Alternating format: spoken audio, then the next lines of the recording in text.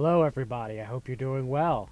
I am your host, John Brisson. Welcome to Dudes Talking episode 55, part 2 of the Mandela Effect with the Epic Journeyman. Epic, are you there? I'm here. Good. I'm glad people have been looking forward for this episode for us uh, to discuss the intricacies of the Mandela Effect. So, to finish up what we talked about last stream that I had you on to cover the Mandela Effect Part 1, um, we were discussing the Sinbad Genie movie, which some people have termed Shazam, and its connections to Noel C. Bloom and Family Home Entertainment, and that it being a limited release only for rent in um, like blockbuster videos or like mom and pop rental places, and that your theory was because there's something incriminating on that film or that was not supposed to be released, that they were bought back, and that is why there's no existing copies of the movie today. Am I correct? And Basically, yeah, okay, that's the gist of the theory because I ordered it when I ordered it. Sinbad was just getting popular. I mean, he had his HBO specials and things like that. People knew who he was, but he hadn't been a star leading man in a movie yet. And so when I saw this movie, kind of in the middle of the flyer, not really promoted. It's being promoted with a 2-for-1, not 2-for-1, but a 2-pack with other movies you could choose from to have sent with it. And or that cheap. It was like I said, $14.99 before. It was like $17.99 or two movies for $34, and after tax came 38 or whatever. But uh, it just said Sinbad, and it's like, really, is Sinbad the comedian? Like, yeah, it says it is. So I ordered it, and I was jazzed at the time because I thought it's going to be cool. Sinbad's emerging in his popularity. It's going to be a good renter. I'm buying it on the cheap. And after about 10 minutes, I mean, the first 10 minutes was really good, but I realized why. It was awful. It was awful in the middle. It was never finished edited, in my opinion. It was never finished in post-production, just raw footage in the middle, really cheesy and corny, kind of like a Nickelodeon movie. So, but we were discussing last interview was that I started following these connections because chasing originally Roger Corman down. It was down to Richard Corman's New Concord Family Entertainment and FHE Family Home Entertainment because they both had rainbow logos, and I knew it had a rainbow logo on the box for the production company. And Roger Corman ended up being a dead end. I found some interesting things with Corman along the way, like the Fantastic Four movie that he tried to bury, basically filmed and was never meant to be seen. People knew about it because it was a comic book base. You're never going to hide anything from people who saw that at a comic book convention, but the print disappeared. So it gave me the incentive to keep following the other direction, and I was shocked and amazed to find out just all the depths and seedy underbelly of Hollywood that Noel Bloom was involved in, and the fact that he became a ghost. All his records on the internet basically were erased. I mean, all you have is one paragraph we talked about now about him. But here he's this guy who's a major player in the pornography industry. He's the guy who started Caballero Home Entertainment. He's the guy who started all those film reels. He had ties to the mafia, and this is where we didn't get a chance to elaborate, and so we're going to elaborate some here. Along the way, I found out he was involved with a crime family called I think it's pronounced Bonanno crime family. And this is the thing that when we brought out his association with Jose Jimenez, or not Jimenez, I'm sorry, Jose Menendez, famous for the Menendez brother killings, the slayings in 1989, and his association and claimed association as accusations of him being a pedophile by Menudo, members of the boy band Menudo, things involved with Michael Jackson, not Michael Jackson himself, but other people who were associated with him at that time frame. And then this, of course, during the trial, the children accused him of being a pedophile. And I'm not saying that he was, but it's interesting that this is the major thing that where they tied together was through Menendez, because it turns out when Eric Menendez was interviewed during post murder after the crime scene when they're interviewing the kids, he fingers Noel C. Bloom. He says Noel C. Bloom and his dad, Jose Jimenez, keep what I call him Menendez, Menendez had an argument, and they had a big falling out right before the murder, and that Bloom was associated with the Bonanno crime family, and that he's the one who killed his dad. I mean, that's the thing, you know. So the fact that he said that, I don't know, you know, he's always trying to save his own skin, but there's another tie-in that just has this weird tie back to organized crime, and that would explain a lot. I mean, that would explain how a movie that was never supposed to be seen basically in the first place would become recalled. Maybe only had a couple hundred copies out in the field, so to speak. And yeah, that made sense to me. So, I mean, it's just a plausible explanation, because the alternative is, of course, it's the greatest Mandela effect of all time, because it's an entire movie that disappeared. Not we've all seen, but a bunch of us have seen this movie. And those of us who've seen it know we saw it. So either there's a logical reason, which could go something like this crime family intervening and it being recalled and having the copies are out in the field, so to speak, either recalled or just rented and never brought back or destroyed. I mean, there's only a couple hundred out there, which is it's likely, you know. Then that would be a possible thing to do in the days before the internet like it is today. There was no Google back then, you know. You couldn't look up something on a search engine like that and have access to all this information. There's very little information like that available, what search engines they had, because data was just being put in still in the early days like that. So yeah, it seemed like that was a plausible explanation. So I that's where we left off. That the alternative, of course, is the greatest Mandela effect of all time. So Epic. To circle back to Noel C. Bloom, and some of the research I did, is he was actually in one of the United States Attorney Generals under Reagan. I can't remember exactly which one. One of their reports. It might have been. I don't want to say it's. Anyway, one of them and mentioned that he had connections to pornography and also organized crime, and they mentioned Michael Zaffarino as being who Bloom was doing business with as a major Los Angeles-based distributor of pornography at the time. So I found that to be very interesting. My guess is it probably. I want to say it was probably Edwin Meese III. Was probably the one, because Meese wrote a lot about Meese was pornography. big into the anti-pornography, yeah, probably. So I think it was probably him. But yeah, this is very interesting. I'd actually like to do more research as a follow-up on the Menendez about this. Dig in later on it. But yeah, it's very interesting. So. Well, one last tie-in we found while we're on that, before we leave that, I guess, I thought was interesting. The brothers bought the shotguns supposedly at Big Five Sporting Goods in San Diego. And from looking at the picture they showed in the ABC footage, they're showing the cover, I mean, of the storefront. It's either the one on 666 Broadway in El Cajon, or it's the one down in Rosecrans. And if it's the one on Rosecrans, I mean, obviously the 666 address is more salacious and interesting from a viewer perspective, but it's likely probably the one on Rosecrans. And if that's the case, it's directly across the street from all the at that time, 1989, all the porn industry.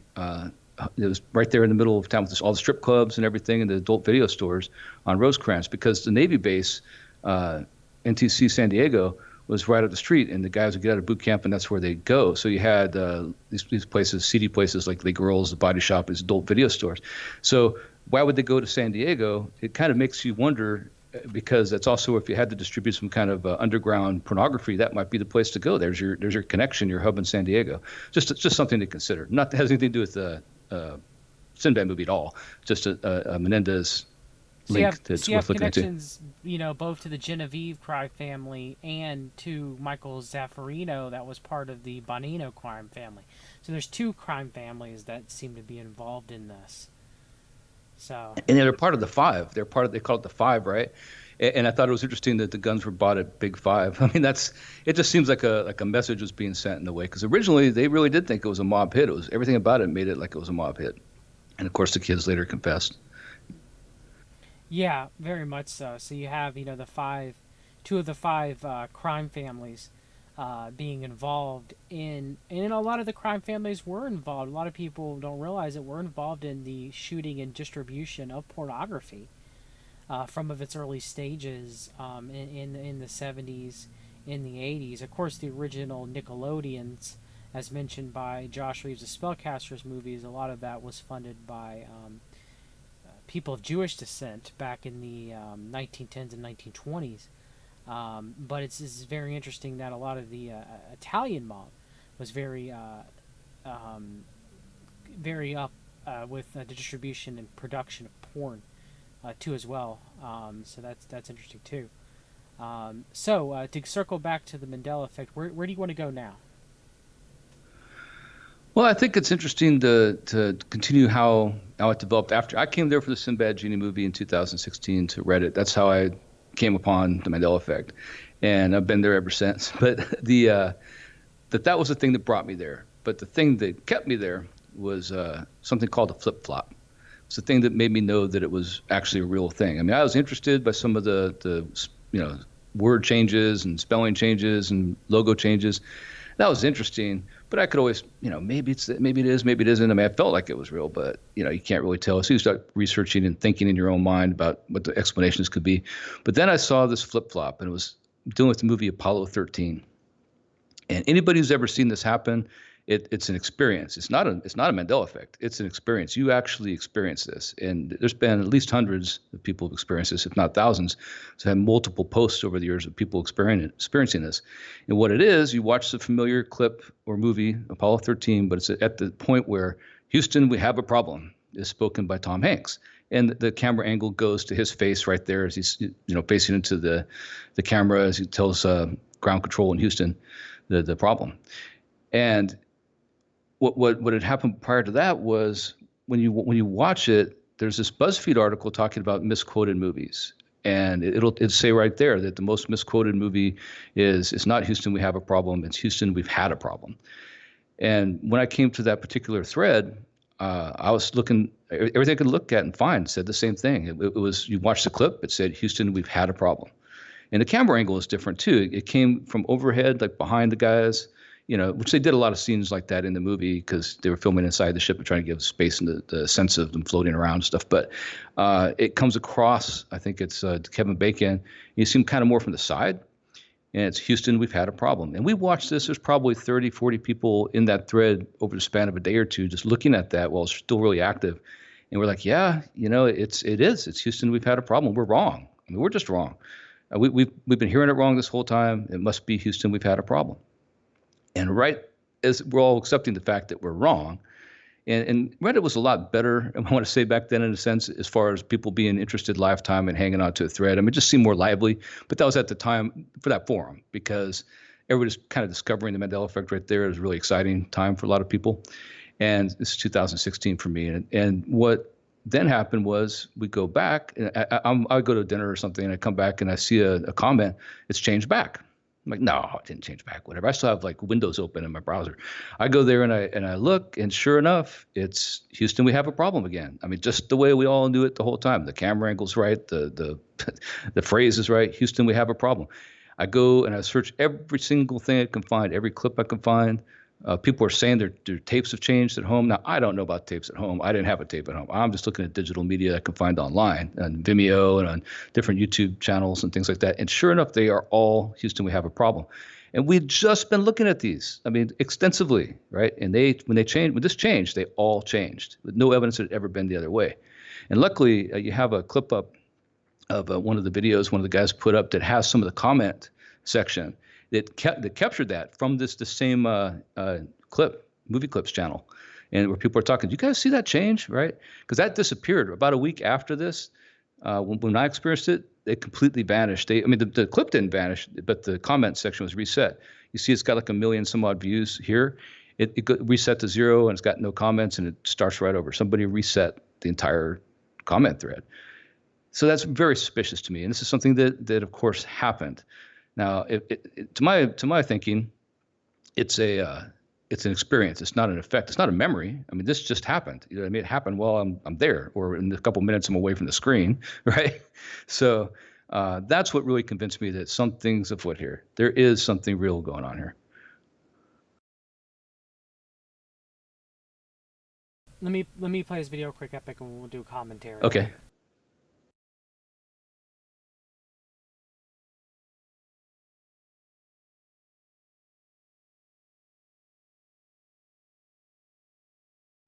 months, do you remember reading about how the famous line from the Apollo 13 movie changed from Houston, we have a problem to Houston, we've had a problem in the past tense? And also the original audio changing to the past tense as well.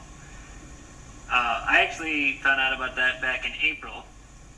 This is a screenshot of my browser history. So on April 14th, I watched Sean Indigo's video where he was strictly talking about the real mission audio changing to the past tense.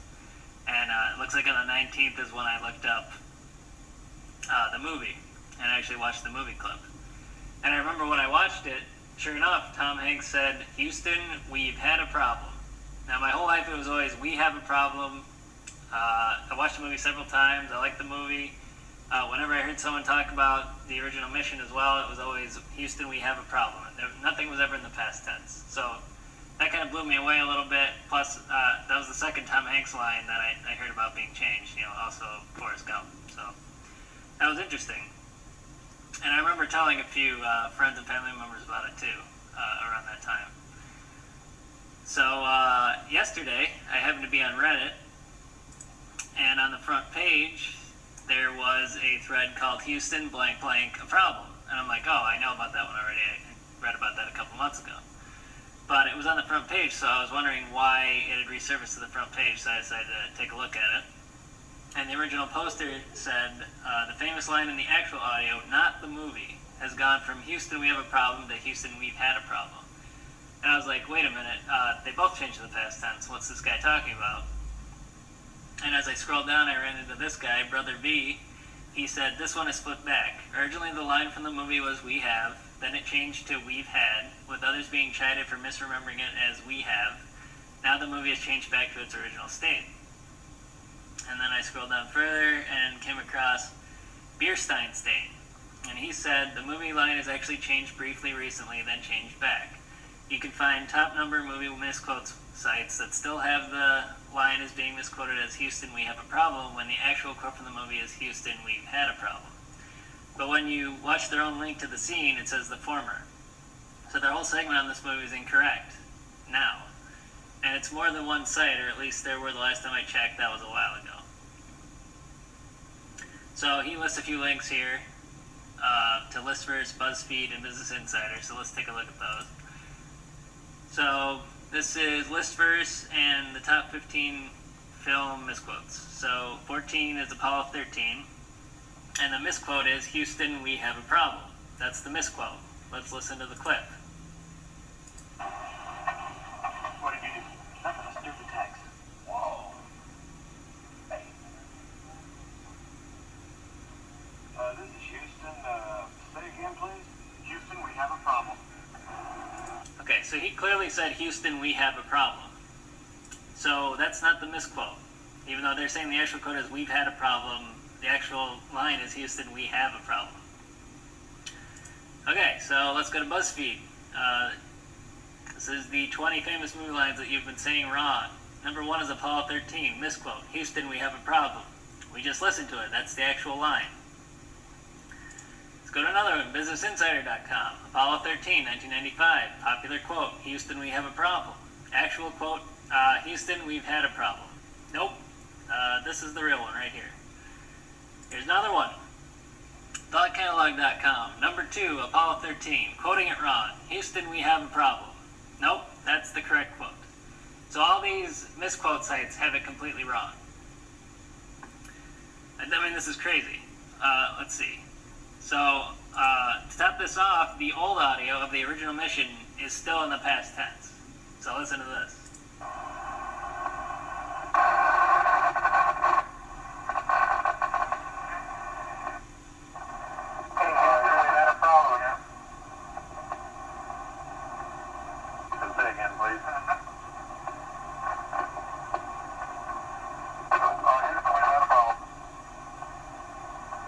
So that was clearly past tense. And by the way, the title of this video is incorrect. It says, Houston, we have a problem. When clearly the audio says, we've had. Okay, and to make this even weirder, so I went to Reddit and I typed in Apollo 13, and one thread came up that had to do with the movie. And this is from 5 months ago.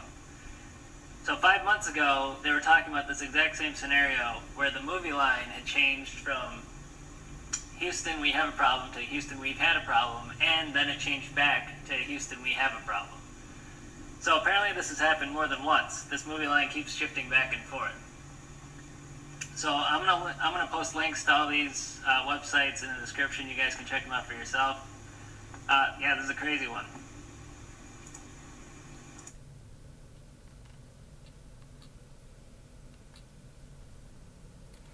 All right, Epic. So, what do you think about that? Well, I experienced it. I saw it happen in lifetime too. I mean, there's no question about it. It's real. I mean, it happened to me. So I can 100% vouch for this. And when they changed back, every single source changed back too.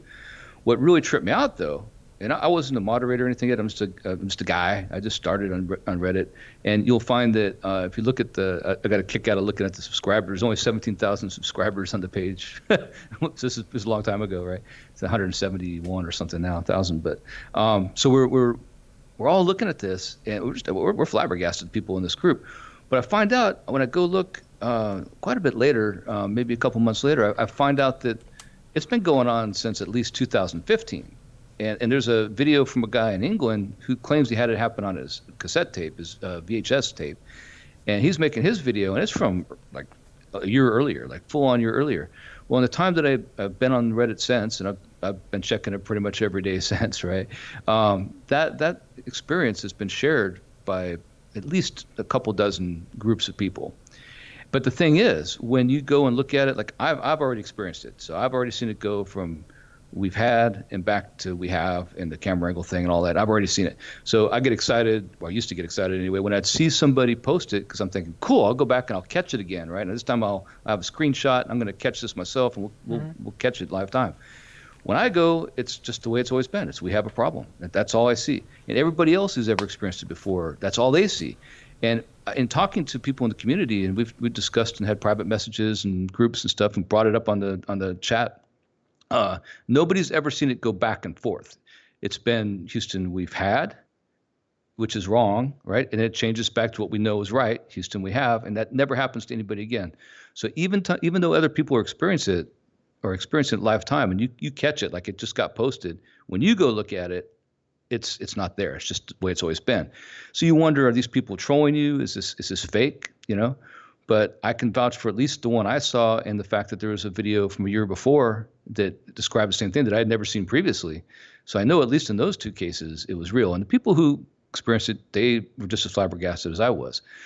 So it got me thinking a lot about it, and how that there has to be a logical explanation for that.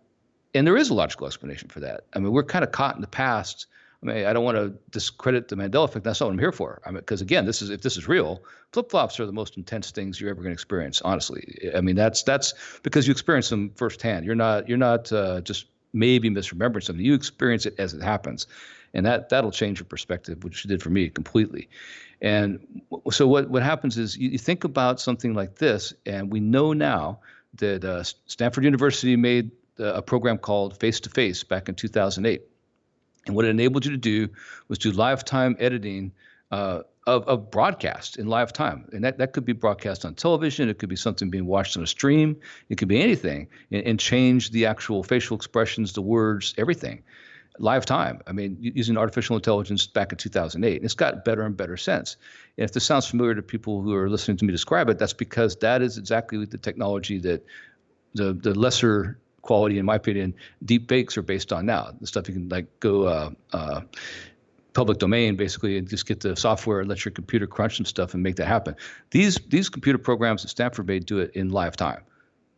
So now we know that there's a major university, SRI, involved in this, and they have the method to do it.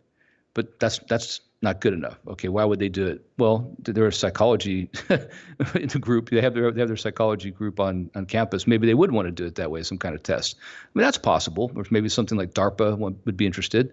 That's possible too. But then I found out there's actually commercial, and we got it up there on the screen, a commercial company called Myriad. It's a British company, and they took this technology and starting in 2011, started retroactively editing movies and television shows. to where they'll change the backgrounds, they'll change the cars. I mean, literally the car, like let's say you're driving a Maserati, they'll change it to a Volvo or something, whatever they want to advertise at that time. And it's seamless. You would never know the difference. You'd think that's the way it is. Not only that, but things on the bookshelf, television shows playing in the background. Like if you're watching a show from, let's say, 2015, and they want to show a current ad from 2017 for a beer commercial or something, they'll put that on the screen in the background, or on the bus stop on the poster, there at the bus stop, or all just things you're not supposed to notice, but they do it, and they've been doing it for almost 9 years now. I mean, professionally, and it's uncanny how good it is too. So here it is, being people are actually paying this company to do that for them. So now you look at the fact that it's something in the real world that's being used commercially. It doesn't even have to be on the level of a research group at a university or a DARPA grant. It's being used for profit. It's a private venture. These are people doing it for profit. So we're dealing in a world now where the ability to hijack an IP address and put something on your screen separate to what everybody else is seeing is not only a possibility, it's likely being done. Likely being done. So as much as I would hate to people get mad, the Mandela Effect community, by me trying to explain something like this and making an excuse. Let me say that does not solve many other Mandela effects. It does not solve how things change in your own house. It doesn't change how verses in the Bible change. It doesn't change how, nothing like that. This explains it all. But this particular aspect of it, things changing digitally in digital form on your screen, yes, it does explain that. And you have to at least consider that. And so that was the first thing that I really saw that gave me some kind of comfort, so to speak, that this might be explainable. It's still not cool. You know what I mean? It's not cool people are doing that to you. Well, I didn't authorize them to do that. At least I didn't think I did. Until I watched a documentary called Terms and Conditions May Apply, which I kind of knew already, but they're talking about end user license agreements and how we all agree to things we never even dreamed of, all the time in the small print. So it's as simple as that, potentially. So, but the next one I saw, go ahead. No, I was going to say, I'm going to play the video, the little ad that they have real quick. But I just want to tell two things that happened to me, and I wonder if it happened to you, Epic, or anything that happened in the chat. Okay? So there's two instances that I know that I read news articles that were later reported again as news again. Okay?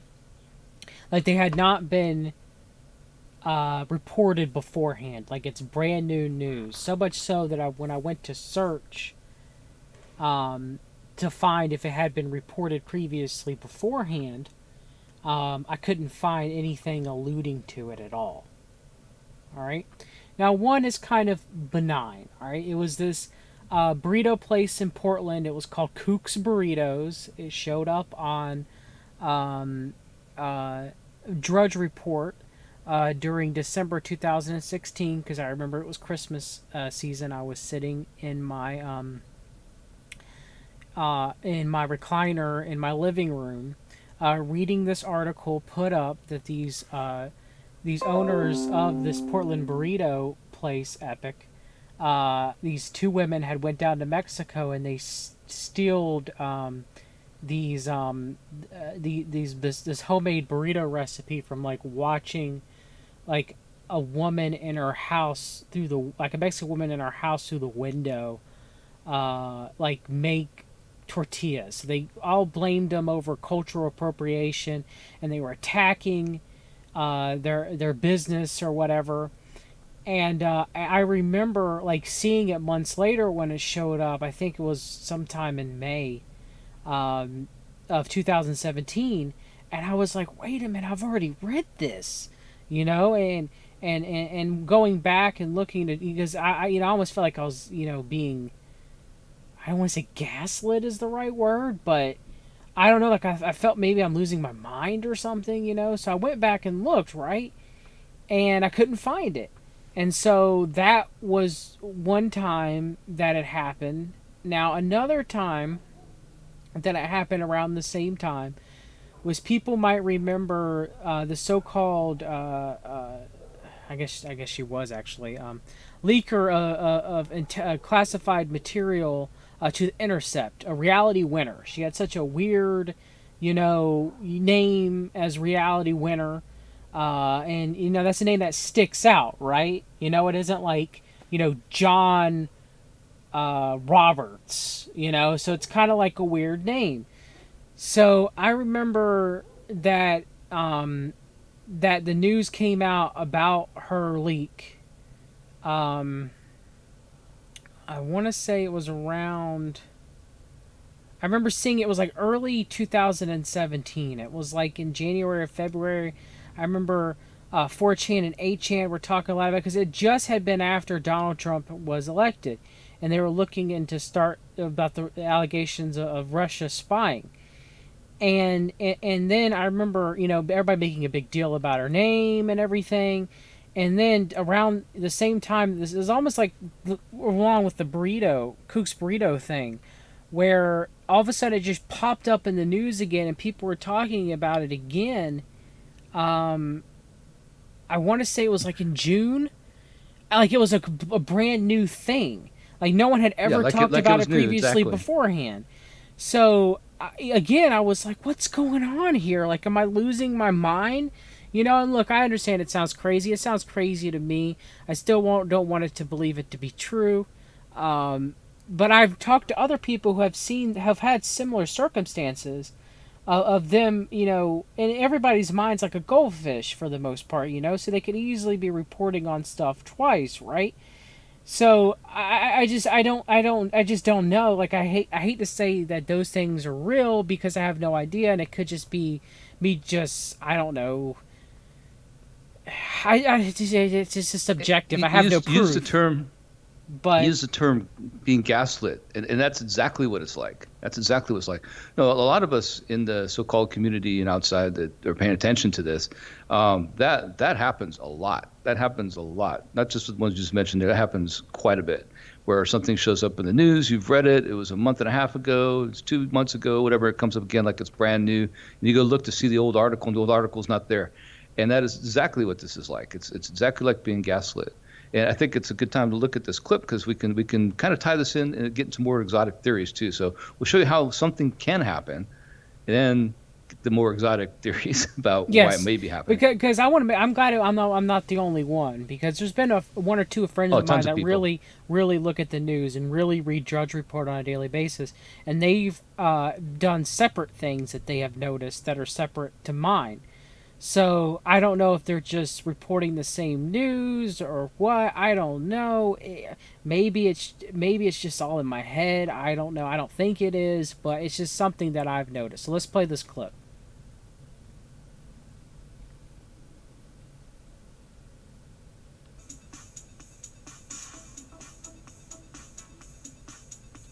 So their AI analyzes footage for insertion opportunities and then identifies locales, key moments, and determines the relevance for brand verticals.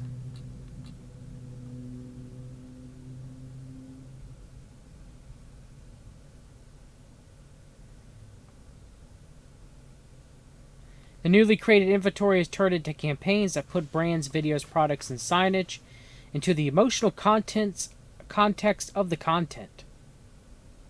So right there you see that they put a now ad that wasn't previously there in the footage that was shot to discuss about cars.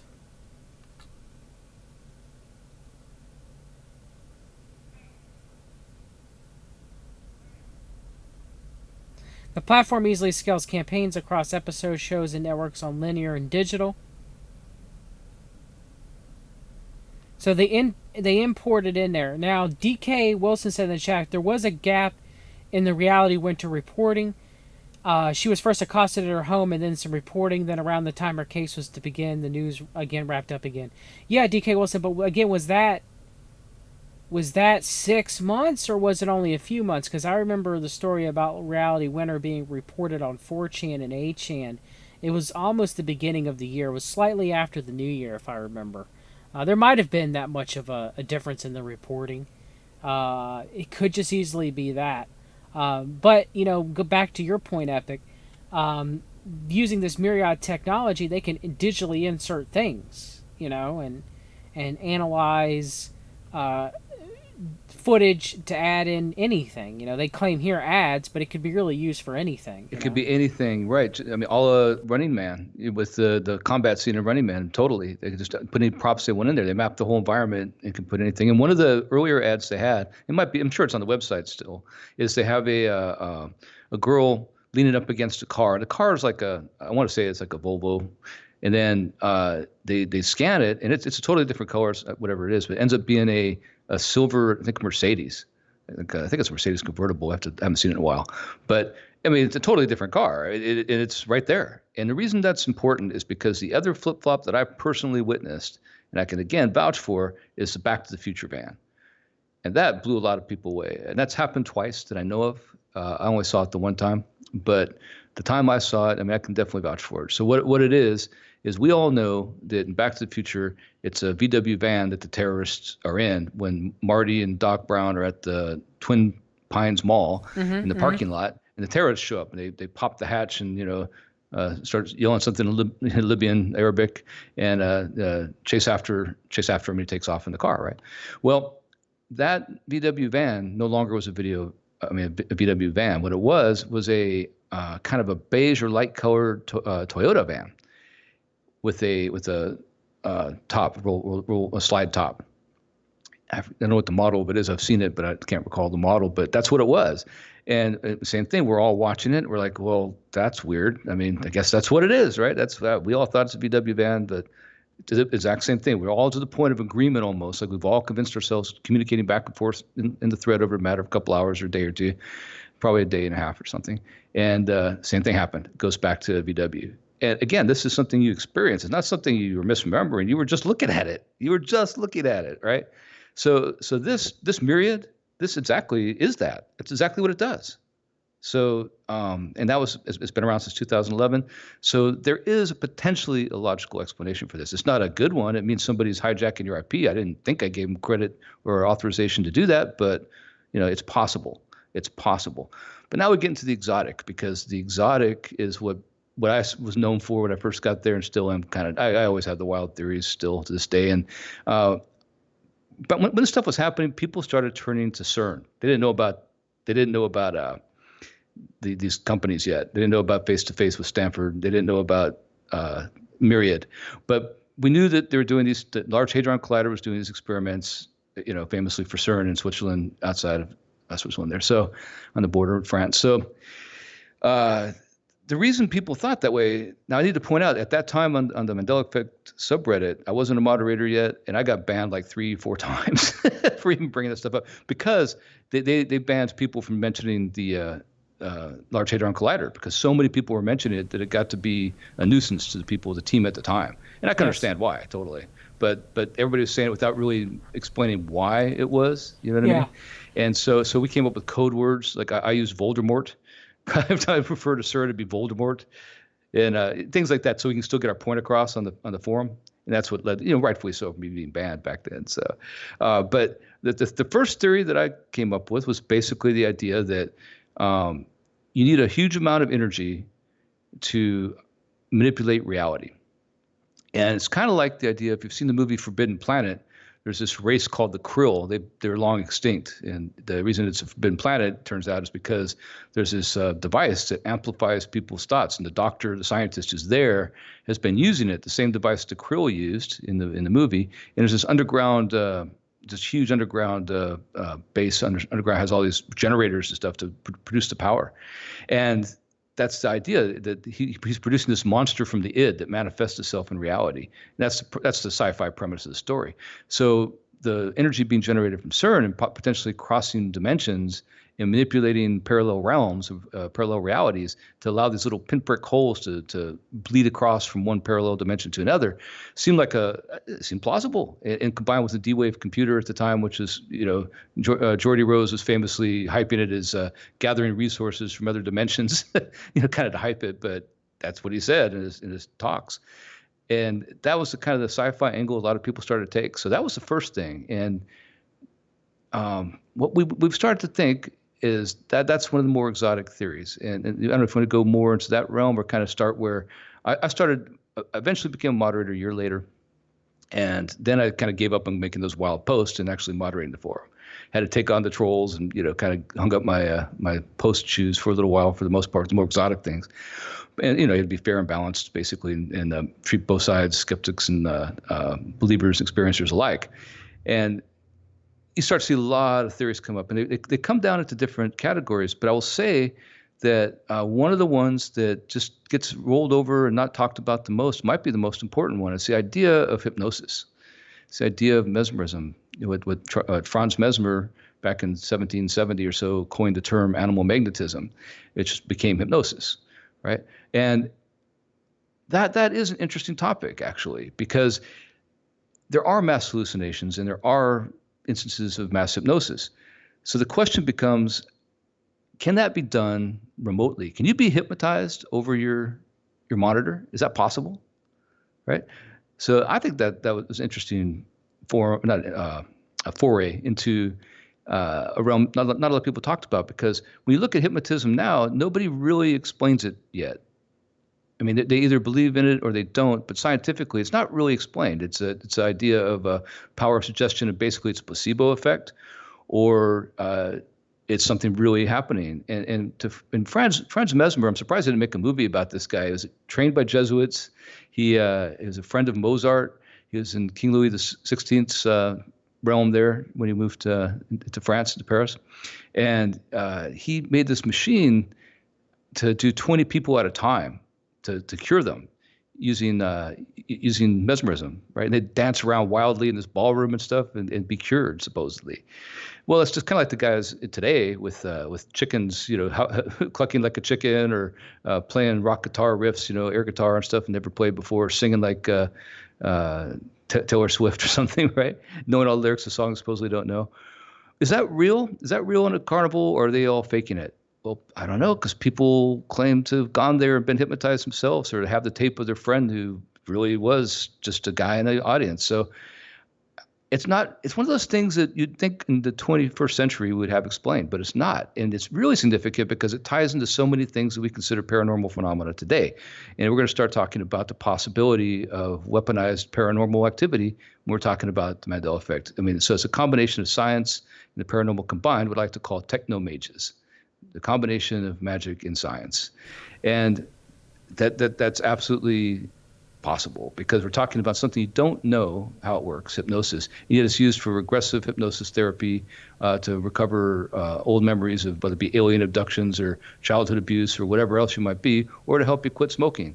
But you can't explain scientifically how it works. I mean, it's still an open debate in the 21st century, really? And those guys at the carnival really do that stuff? I mean, it doesn't add up, does it? I mean, it's one of those things that when you think about it, you do get a sense of cognitive dissonance, because how is that possible today, that still is an issue, right? Well, I mean, they do have an idea that when you're in a state of hypnosis, if I remember correctly, your brain switches from theta waves, which are kind of like dreaming, that normally would express that, to I think delta waves, when you're very, very, very deep within hypnosis, which is like, when you're very deep sleep, the higher amount of delta waves are being shown, because I think it's alpha's when you're at rest, beta, if I remember, is when you're engaged and focused. So the brain is pretty much at a state of very just suggestive. Yes, at that point. So, go to alpha state. But they don't quite understand how hypnosis specifically puts the brain from an alpha wave pattern to a delta wave pattern, then to a gamma wave pattern. So it's very interesting that's what happens. And now, so we kind of got an idea of the mechanics, but not necessarily how you get from point A to point B. Right. Speaking of point A to point B, can you bring up that pyramid picture on yes, the channel? Or yeah, let's do that, and we kind of step through them a little bit. So this is after years of investigation and surveys. They did all kinds of surveys of the subscribers, and kind of came with this template to explore. and stepped through the whole thing. We did a 6-week series of posts and all kinds of answers, just people answering the question. And I call it the Mandela Pyramid. But at the time, it was a series post called Crossing the Rainbow Bridge with the Mandela Effect. It was all just questions, and people answered their own way, and that's what it was. So I don't see it on the screen, but I can bring it up on mine. I brought it up now. It's up now. Oh, okay. Yeah, let me move back here. I'm going to have to get my other controller here in a second. Whoops. Did I drop you on YouTube? Uh-oh. No. Yeah, there it is. Okay. Yeah, okay. So it started with the series started with religion and belief systems, because I wanted to find out if people with different religious belief systems, whether they be atheist or Abrahamic or Muslim or whatever, if that made a difference to the way that they experienced the effect. And it turned out that they didn't. After all the data came in, basically all the people answered their questions. It doesn't make a difference what religion you are at all. It seems to play no role whatsoever. Now, it might play a role in how you look at it or the reason. Yes. How you interpret it. Yes, how you interpret it, but not the actual experience itself. That's right. Yes. And what I did find, though, is there is one thing that sticks out on that, and that's the fact that two things, actually. Let me back up because I kind of lost my place when talking about it. It's funny. But one thing that stood up was languages. It wasn't religion and belief systems. It was languages. And it's logographic languages. Logographic-based languages like Chinese, Korean, Japanese have very few effects in that language. Very few. And that was the one thing that stood out. Like that was the only thing that stood out, was that every other language that based, whatever it might be, it could be which is an Arabic based or Germanic based language, anything like that. Those had it a lot. But even things that are Japanese, let's say like Pokemon, they didn't have the effect in the Japanese so much. It was in the American version, basically, reading the English version. So things that are actually all in logographic based languages are highly impervious, it seems. They're not totally impervious. There's some, but to the Mandela Effect. I had some guy from China get with me a couple months back describing stuff from Hong Kong. But yeah, very rare, very rare. Other than that, though, it doesn't seem to matter what part of the world you're in. It's worldwide. So then we talk about psychology, hypnosis, and the paranormal. And this is where we're just talking about hypnosis, and psychology and the paranormal come into play here, because this is something that, tracing back, we're just talking about on the technology angle with Stanford University. They were the first university to start a parapsychology division. I believe it was 1912. You can check me on that. It might be 1912 or 1920. Later it went to SRI rather in the 70s, but they were the first actual university that had a program like that. And the psychology ties in because it turns out that Franz Mesmer, he actually is considered the father of psychiatry, because he actually started what we call psychiatry today. Essentially, it wasn't called psychiatry then, but that's what they trace it back to. So that's that link to him again. So in the paranormal, we research paranormal activity, and we find that what does it have? Why does it occur? And what does it have to do with belief? It ties back to belief, because you believe you saw that UFO, you believe you saw that ghost, but did you really? I mean, if nobody else saw it and only you saw it, you believe it, but you have no proof, right? Very much like the Mandela Effect. If nobody else experienced it with you, luckily we have a lot of people who did, but you don't have proof. That's a frustrating thing about the effect. It doesn't seem to leave proof, right? Just the memory of the event. So that's very much like a paranormal experience. And so it got me thinking about this tie-in to the scholastic world, or the that's not the right term, but the educational realm, and how a university research kind of environment, they would maybe perhaps experiment with these things. And it turns out that they did, right? They did.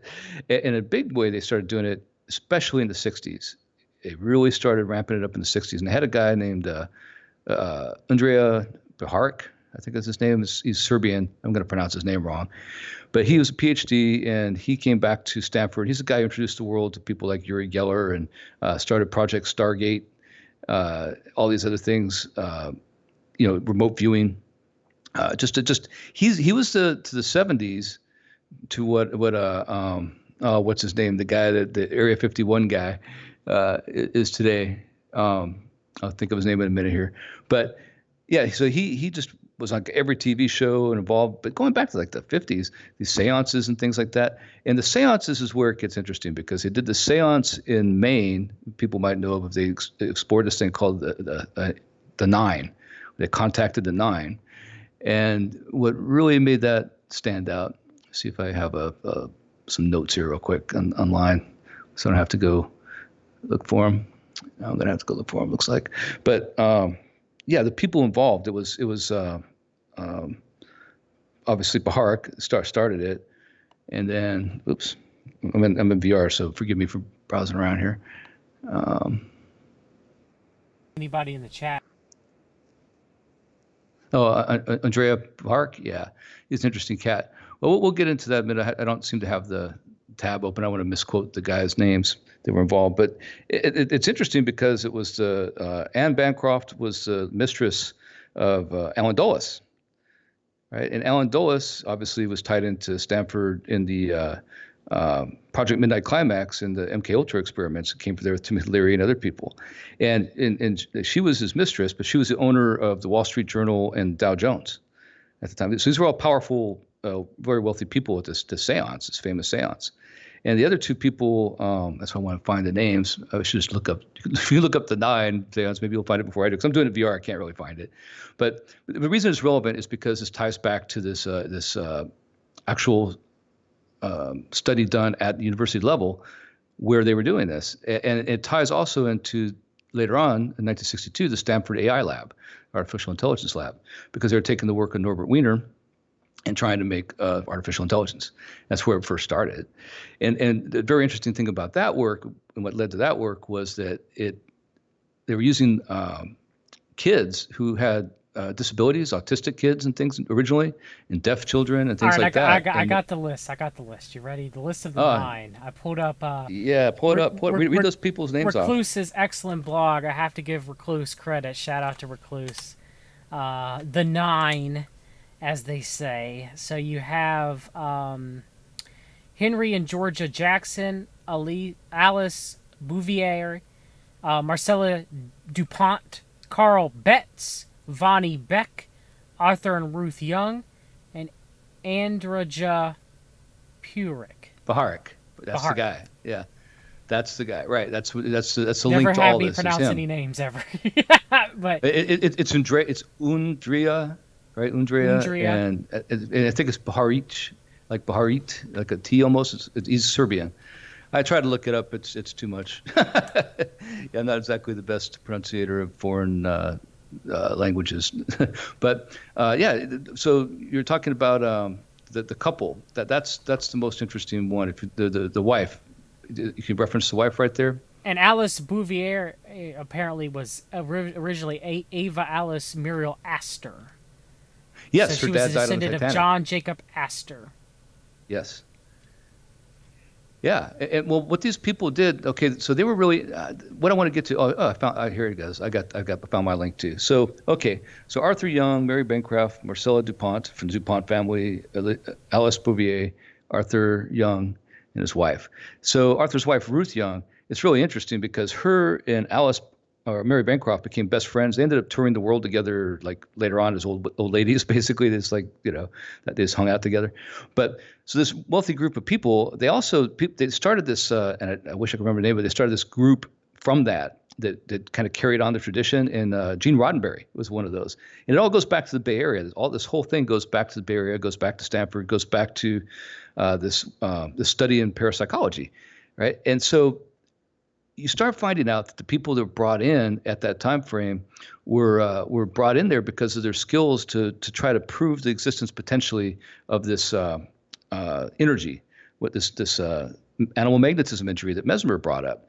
This is a legitimate exploration into that, and the idea of the power of suggestion. So we don't know if this particular seance really happened or it's an urban legend. I mean, a real legend, but it was formed with intention, rather, to make people believe this, to bring something else about, just like that focused power of intention in the movie Forbidden Planet, right? That same kind of idea to manifest something in reality. So the exotic theory here is that the real things are more interesting than exotic right now. Arthur Young did the helicopter for Bell Helicopter, but his wife, was friends with Oswald's wife, and Oswald was living living at her house in Irving, Texas, when Oswald supposedly shot Kennedy. They watched it on the whole thing on TV. She was in the living room with them. Now, what are the odds of that happening? Is my question first and foremost. That is not really possible, right? It's not possible to coincidence. It's not at all. So, and the fact that Mary Bancroft was Alan Dulles' mistress, and the fact that she turns out she was like the super spy, actually. There's all kinds of stuff about her. She was actually doing a lot of intelligence work also. So the point I'm trying to make here, is it's a labored point, I'm sorry, is that what this shows is that there was an effort to truly use the paranormal and the power of suggestion and focused intention to manipulate reality. And so the exotic theory goes that they found the code, if you will, of the holographic universe, and the idea to use something like a powerful source like CERN, the Large Hadron Collider, right, and the breaking apart of the fabric of space-time, ideally, to focus intention. So what this device becomes is what we would consider as Christians, perhaps, a prayer amplifier. It becomes an amplifier of the energy put into it, the concentrated focus into it. Now, that's just an exotic theory. So I was going to get to the exotic theories, and that's the exotic theory, and one of the many, So I want to say, Epic, real quick. DK Wilson in the chat said Mary Bancroft was a spy. She dealt a bunch with Aleister Crowley, and if I'm not mistaken, was a good friend of one Barbara Bush when she was Barbara Pierce. The Pierce family. As well as Recluse said in his blog, even by the mid-1970s, the Nine had become big business. They had several wealthy backers, such as members of the Bronfman clan, Canada's richest family, and Italian nobleman Baron di Pauli. They would also gain celebrity backers, such as Gene Roddenberry, the creator of Star Trek. Roddenberry would go on to incorporate references into Star Trek via The Next Generation and Deep Space Nine. But yeah, the Bronfmans, of course, the Bronfmans being tied in with both the Council for National Policy and the Nexium cult, Claire Bronfman, is very interesting. Very interesting. So. Well, it gets better. So the going back to the Stanford connection, there's a huge amount of that stuff, leaving the Mandela effect out of it. But this idea of the taking, we're talking about how the Artificial Intelligence Lab in '62 is taking these, they're looking for Rain Man, essentially. They're trying to stretch the boundaries of the artificial intelligence by giving it data that was unusual with human behavior to map human psychology, the human mind. They're trying to map the human mind because Norbert Wiener's cybernetics book in 1948 suggested that feedback loops could do this. And the Macy's meetings in New York over a 9-year period were all about this, basically. And so this is a continuation of these ideas that you could use a massive network, a neural network based on feedback loops to mimic the human mind. And this is the basis of transhumanism, the idea that you can translate your consciousness into basically a computer mainframe and then transfer your consciousness that way into another body of your own choosing that can carry it. So this idea of eternal life. And when we're talking, so this ties back to this nine because and the intelligence connections there are undeniable, obviously, with that, because it shows that the American aristocracy, or just the wealthy in the sense, they were really into spiritualism in that time frame. They were super into it. And they had the money and the finances and the resources to basically be in a separate group apart from the government, apart from private business that we think of it today. They were just a group among themselves, kind of working on the down low. You had to be a member of that club. And Andrea Baharik is the guy who links them all together. But the interesting cat or character, she's not a cat. Norbert Wiener's the youngest person to ever get a PhD. But prior to him, the youngest person to enter the PhD program, and she was at Stanford, was a girl we know as Betty Ford. I'm reading her book right now. Not Betty Ford, the president's wife. That's her nickname is Betty Ford. It's actually, I think her first name's Maria Betty Ford, and wait for the last name, Aquino. And the book I'm reading is Pegasus to Pin Feathers. It's her collection of poems that her son, you're going to love the name here, you'll recognize, Michael Aquino, compiled from her writings from her time at Stanford under the tutelage and the mentorship of Lewis and Frederick Terman. The foreword's written by Lewis Terman, and there's a bunch of newspaper articles about her being the Wunder kid, basically coming to Stanford at 14. So she goes to Paris, and this is at the time when they had opened up that parapsychology section at Stanford. So, and Lewis Terman is one who started that made that happen. So where he goes talk about the Manhattan Project. This is the Manhattan Project of parapsychology, of the idea of making things manifest in reality through the power of our minds and focused intention. So it's an undeniable fact that there's no question that this stuff was going on to see if you can manipulate reality in some documentable way. And there never was supposedly any conclusive evidence that you could. Now, it's interesting that quantum physics started to prove that things really can be in two places at one time. It can be both, here and not at the same time. The whole interference pattern, observer effect, and Schrodinger's cat dilemma. And that's what's being tapped into. So if you manipulate that, perhaps you can manipulate something targeted in a small way. Instead of trying to change something big, like the color of the White House that everybody's going to see, maybe you can target something that through entanglement is a group of people that you've already identified and targeted. You can change it to them. And you could do it through something as like the Luce patents through your monitor, right? Henry Luce. Who, by the way, isn't a real person. I don't think he's. I'm sure that's a fake name, but he has all his patents about mind control through your electronic devices going back through the 70s. And yeah, that's not a real name, I'm sure. But here we go. Here's an Aquino connection, and we all know who Michael Aquino is. But going back to Stanford, going back to this parapsychology unit. So we're looking at that second tier, the psychology, hypnosis, and the paranormal. That's that. And that leads us to the parallel dimensions we're talking about: simulation theory, holographic universe, time travel, and the multiverse. I would say that time travel personally doesn't seem feasible, not to cause the Mandela effect, just because it would happen to everybody, I would think. So I think you could scratch that one off. Yes, I think you can scratch that one off too. I agree. And the holographic universe we're tying into how you can manipulate. If you could intercept the source wave, if you go like reality itself as a wave function that existed in wave form prior to becoming physical reality, if you could interfere with that and replace that, that's high end, obviously, theoretical physics and super conjecture, but that would be something you could maybe do. Now, some simulation Christians theory do believe when it comes to the Mandela effect that the source wave that comes from God, and Brad from Carolina played one guy who was pretty much discussing this. And I don't necessarily agree with it. I'm just saying that some people have said that Satan corrupts that,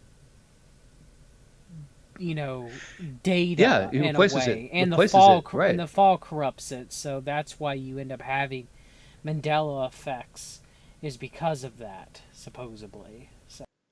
Yeah, and I wrote a long article about that, the holographic universe one, and that's my favorite pet theory. Like if I'm going to go exotic, that's my favorite pet one. But really, Philip K. Dick brought about simulation theory. It gets credited to Nick Bostrom, and Nick Bostrom is definitely the scholar who made it, proposed it as a genuine theory. And he's a scholar. He's a PhD in philosophy and a number of other things. But he put this forward first as an actual scientific theory. And that's the idea that as time goes on, our computer power gets better and better, that we're not the only ones in the universe, of course, doing this. And that somewhere along the line, as Moore's law just keeps running away, right?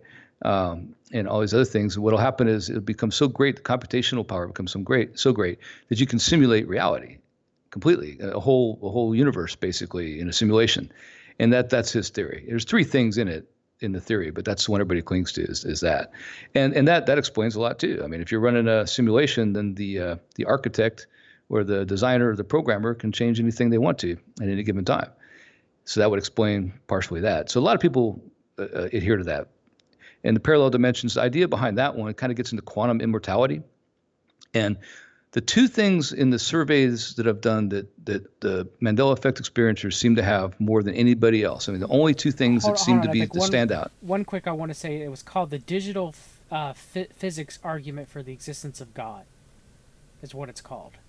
So if, you could explain the Mandela Effect in that if the universe emanates from a divine mind, which would be God, then Satan and the fall of man can interfere with that emanation, and in doing so can lead to Mandela type effects. Now, I'm not saying I believe Yeah, that, but there are some Christians who say that say that is possible. So and I wrote a post about that, and I updated it with some extra information. And that's the one people should look at. It's called "Seeing is Believing," but what if what we see isn't real?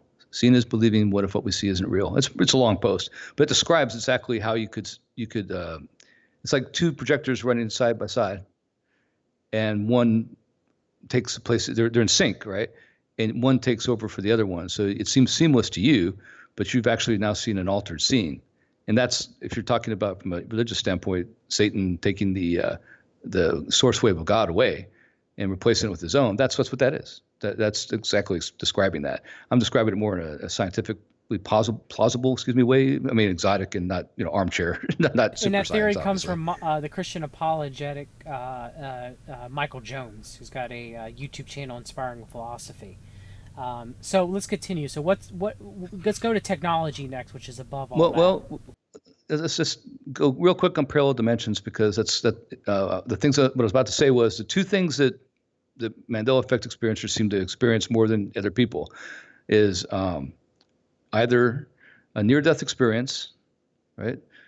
That's the main one, a near-death experience.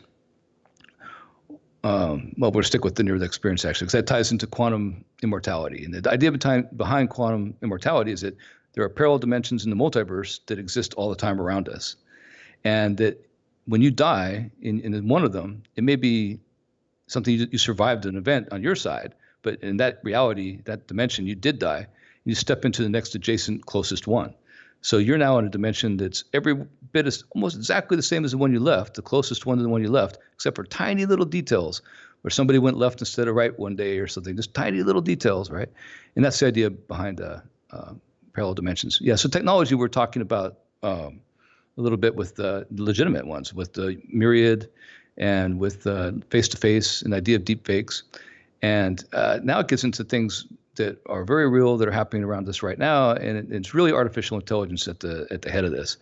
And the group of people who are working on it the most, that have the most resources right now, is the big three big five really, that dropped out of Stanford. Four of them dropped out of Stanford. One of them graduated. And that's Peter Thiel with Palantir, Brian Johnson with Kernel, and Elon Musk with, of course, OpenAI and all the things he's doing, but mainly Neuralink. Neuralink is the one that's the big one for brain-machine interfaces. And, of course, Sergey Brin and Larry Page of Google. All those people, four of those quit the PhD program at Stanford to start their own companies. They're all in the same area in the Bay Area. They're all working together. And, in fact, Brian Johnson, Elon Musk, and what's his name, all worked with PayPal, Peter Thiel. They were all at PayPal together. Peter Thiel and Elon Musk started it, and then Brian Johnson had a company of his own and was bought out, and that became part of PayPal. And they left and started these other companies. So those three are tightly together. They're linked. Are they at the considered hip, the basically. PayPal mafia, if I remember correctly? Yes, exactly. Which I will say for a future video to tease you guys. Do you know who is supposedly all of their mentor? For them, I do not. I have to expect it was Frederick Terman or William Shockley. It is a man named Rod D. Martin. I've heard that name, but Majority I don't know of them, really, when you hear Peter Thiel talk about Rod D. Martin, he gushes. And so Rod D. Martin is, let me bring him up, is a long-term 20-plus year Council for National Policy member. And his website, of course, when you go to it, has him as Rod D. Martin. And it has him as futurist something or another. This is the guy that was behind, supposedly, the PayPal mafia. Entrepreneur, futurist, philosopher, capitalist, Rod D. Martin. Yeah, it's amazing, actually, the people involved here. And what I'm trying to show through this, and it's probably not coherent yet, but it may never be, but it's that the idea that this wasn't something that just sprung out of nothing in 2016. Yes. It goes back a long way. They just didn't have the technology to realize what they were trying to achieve. They weren't able to do it. But now they can. I mean, when you look at, if you just combine Palantir, Kernel, and Neuralink by themselves, just those three, right? You're talking, this is brain-machine interfaces of the future that are going to tie us directly to what they call mirror world, this digitally enhanced world. The cloud will be in the cloud. I mean, our reality will be a digital reality. It'll be indistinguishable from regular reality, except for these enhancements that come on and off. And people they'll become so accustomed to it that they'll be blind without it. They'll cry for it back, and that's what these guys are up to. I mean, that's really what they're doing. I mean, they make no bones about it. That's what they're trying to do, right? And then, of course, you have Sergey Brin and Larry Page over there at Google, who also have enormous resources and the power to do this. And the data scraping, the amount of data points they're gathering on every individual is just amazing and astonishing. But all you have to do is think about the idea that every single inch of reality is being mapped. And this is where I think it gets to an explanation, possibly, about why we haven't had a Mandela Effect since 2009. There seems to be a deadline that after that point, there's no new. I mean, there's people discover effects, but it's not something that came into existence. So anything that came into existence after 2008 doesn't have an effect related to it. And what's changed since then is the digital world where everything's being observed. So the idea of the observer, whether it be a human or a machine, collapsing the wave function and wave particle duality, that basically came to an end in 2008. That's the theory, right? Is that so now nothing. So, for example, the movie Avatar will never have a Mandela Effect about it because it's only existed in digital form its entire time. It's always been under constant observation. It will never change.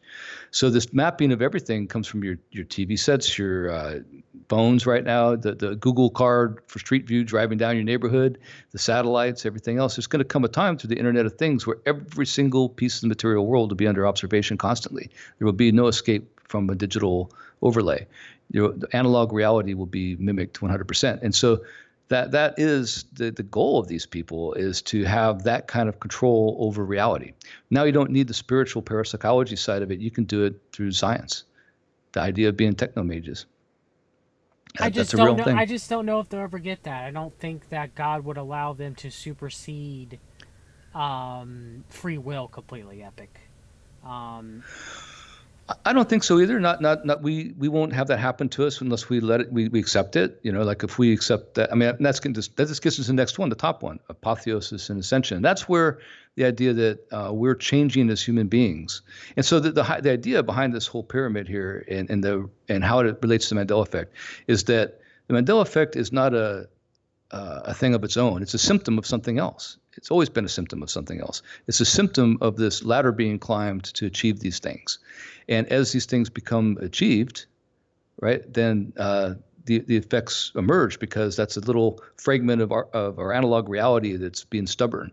It's not we're not letting go of, basically. Some of us aren't anyway. And sometimes just a test. I mean, a lot of it might just be a test to see exactly that. Like, what is something a tiny detail that we're so stubborn that our brain won't let it go? Because you can't put that into the simulation. If you put that into the simulation, then the simulation won't be convincing or real. It'll knock you out of the simulation, right? You'll realize it's not real. So it's those identifiers. What do people have in their conscious mind, or unconscious, really, or subconscious mind, that so it anchors them to this analog reality? So in a way, that's what's happening. I think those things sometimes are targeted. They're being found that way. That's the exotic. But the apotheosis and ascension, a lot of people believe that this is just a sign of whether it be the age of Aquarius or us moving into the end times or all these other explanations, that we're changing as human beings, where the separation between those of us who still are in a spiritual analog world are leaving the world that is becoming behind. And we're becoming a different kind of human, like a higher, what they call it, a higher frequency resonance, all those new age terms, right? But a lot of people believe that.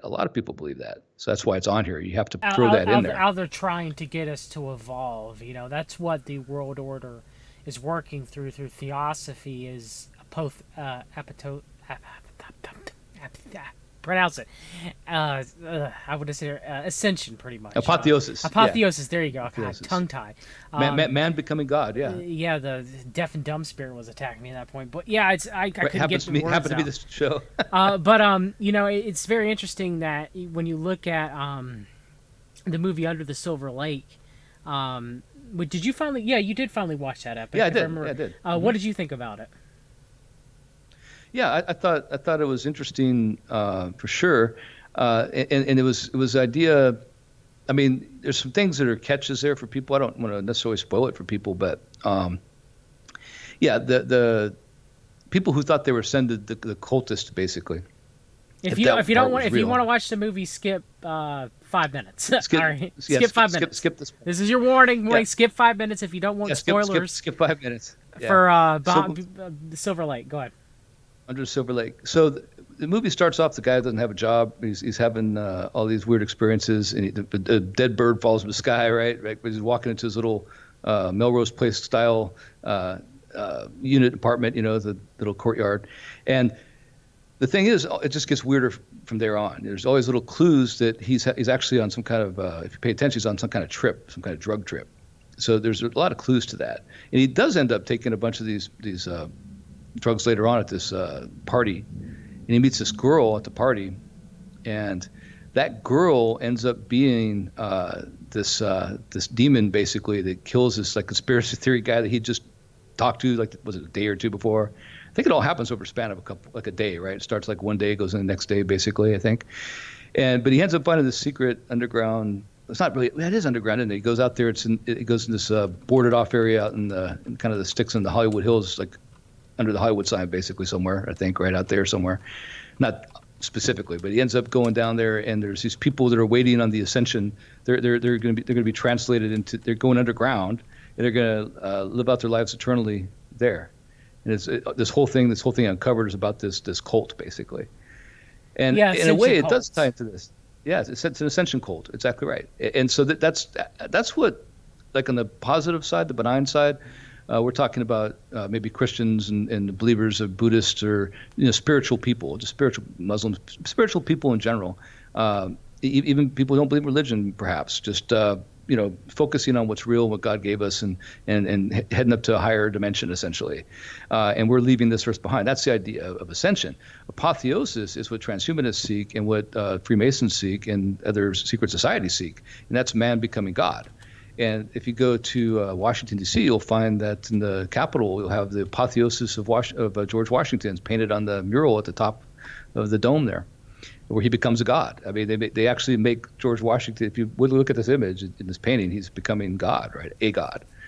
And he was a famous Freemason. So, I mean, we're not going to pick on the Masons. I'm just saying this is a mystery school religion kind of thing, which is why we kind of have this pyramid here, because at its core, that's what this is, right? It is something of a religion to the people involved in this, I think.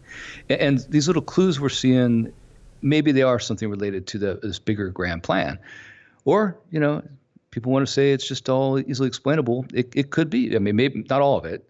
We could talk about the Bible verses changing and things like that, but there's no way some of these things change in your house. It's just not possible. You have to be changed yourself, something about you is being changed, or it's really changing. One of the two. It can't be any in between. You're not just forgetting your favorite Bible verse. You know what I mean? You're not forgetting your favorite photo. You're not.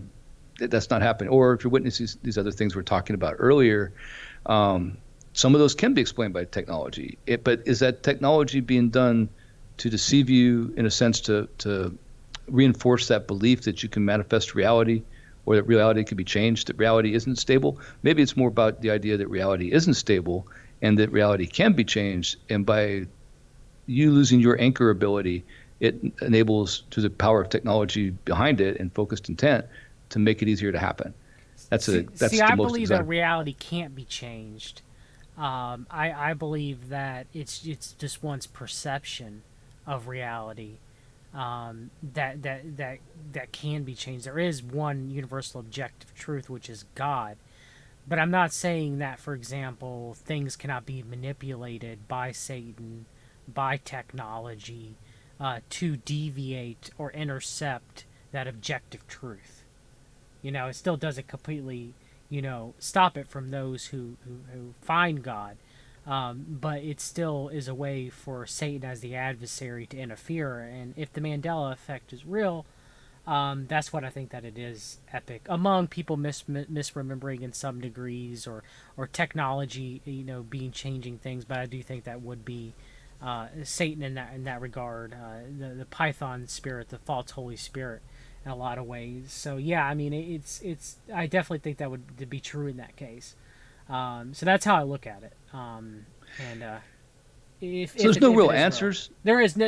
Yeah. We'll never get down to the bottom of it. We could speculate on Speculation Island for years. You Right. know. And so I wanted to point out, like, after 4 years of tending to that, and going through all kinds of, events there, really interesting, some of the things that have happened on that Reddit forum, but over the years. But we've looked at all these things, and after looking at all these things, I mean, there's still things that, okay, people they are misremembering. It happens. People do conflate things. People do have confabulation. But there's other things that we've talked about. Those aren't. Those are definitely technologically manipulated, or there's something else at play.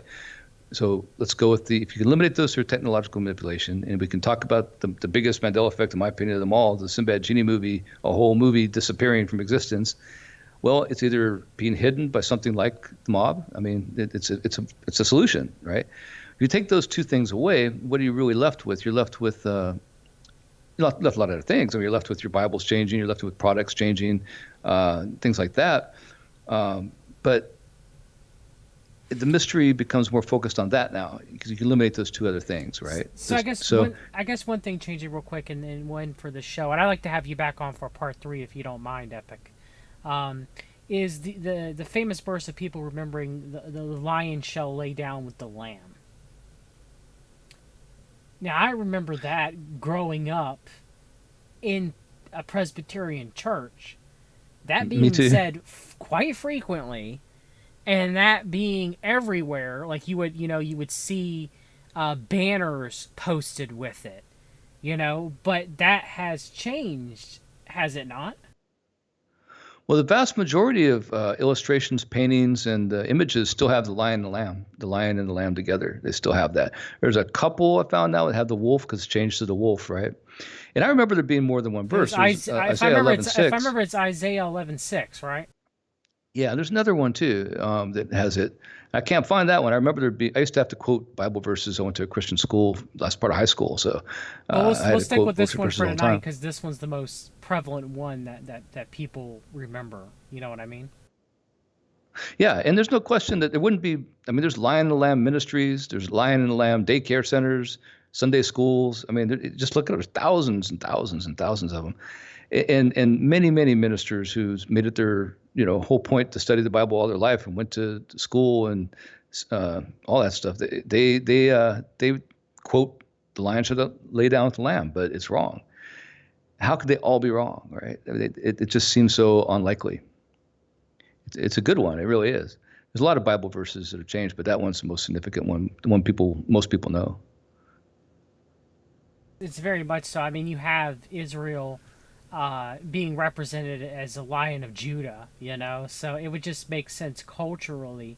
Not to say that you couldn't have wolves in the Middle East, but they're generally, I think, outside of the Arabian wolf, if I remember, they're generally not found a lot within the Arabian Peninsula. They're more found in your wooded forest areas, more northern, like in Europe. So it would just make sense for it to be the lion would lay down, or the lion would live with the lamb. So it's just very well, especially considering how many of these prophetic books of the Bible were written in Babylon. Babylon had lions on its gate, right? There's Daniel in the lion's den, right? The Asiatic lion was prevalent. Samson, didn't he kill a lion? I think it was him killing a lion somewhere in there, if I recall right. And I mean, it's all over. And of course, your enemy, the devil, is like a lion seeking whom he may devour.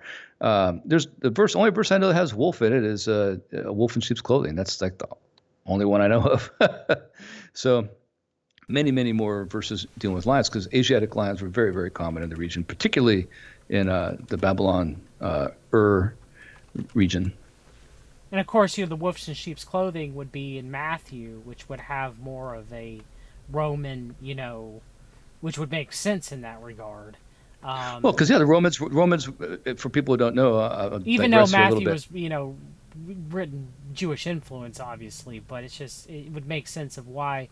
I'd have to go back and search, but I don't think there's. The Roman logo, the Roman origin story is the she-wolf, right, with the children suckling the breasts of the wolf. That's so there's pictures and placard, not plaques, but images that throughout Rome. That's so that when they say wolf in sheep's clothing, in a way, it's talking about Romans, right? That's what they're saying because they were had an adversarial relationship during New Testament times with Rome. Yes, I definitely think that's I that's something that I find quite odd. That it was changed to the wolf will live with the lamb or the wolf will lay down with the lamb, where I've always remembered it to be lion. So Epic, is there anything else that you want to say in closing, brother? Definitely thank you for coming on this evening. It was an excellent conversation with you, brother. Well, I was all over the place, and I apologize to people in the Mandela Effect community there that I wasn't able to focus well, but it's a big subject, and trying to condense it all into an hour or so is really hard to do because it's an incredibly deep subject, a lot deeper than people realize. Just any one of these little headers here on the pyramid, if you just focus on any one of those, yeah, you have hours of content just there by itself. So it's hard to focus on which one to really pay attention to. But I think we covered some of the better ones. Yes, very much so. Well, thank you for coming on, Epic. We'll have a part 3 eventually in the future. But definitely thank you for coming on. I greatly appreciate your research into the Mandela Effect. Well, enjoyed being here. Thanks, everybody. Have a good evening, Epic. Bye. All right, that's it. I want to thank Epic for coming on. It was a great chat. I still don't know where I stand. I could see different... I can see the technology angle in a lot of ways and manipulation through technology. I could see misremembrance on some things, mass hypnosis on another. So yeah, I want to definitely great to have Epic on here. It was a great conversation. Epic's esteemed researcher. So thank you. Hope everybody's doing well. Tomorrow, Greg McCarran from The Antidote will be joining us to have a discussion about Lee Stranahan. So look out forward to that. Next Sunday, Free to Captives and I are going to start a new show called Spirit and Truth from a Christian perspective every Sunday. So be on the lookout for that. Lee, of course, my co-host Lee Veltman's in the chat. Go listen to Jimmy Jean, who was our first guest, talk about Synanon-esque landmark forms in the game. An excellent show. If you missed it, go back and listen. A lot of hard truths, a lot of personal stories were being told during that shining light, and the mind control associated with that too as well. So that's it, everybody. There's Finders FBI files drop 3. So I will be covering that tomorrow for a video that will debut sometime during the week. And I'll probably record my Rod D. Martin video tomorrow. My kids are home from school. Wife's home from work, so it's very hard for me to record during the day. But hopefully when things get back to normal, I guess not normal, but slightly go back to normal, then I'll be able to stream more during the day, during the week. But I hope you guys are doing well outside of that. Always till next time. Always read the documents. Good night, everybody.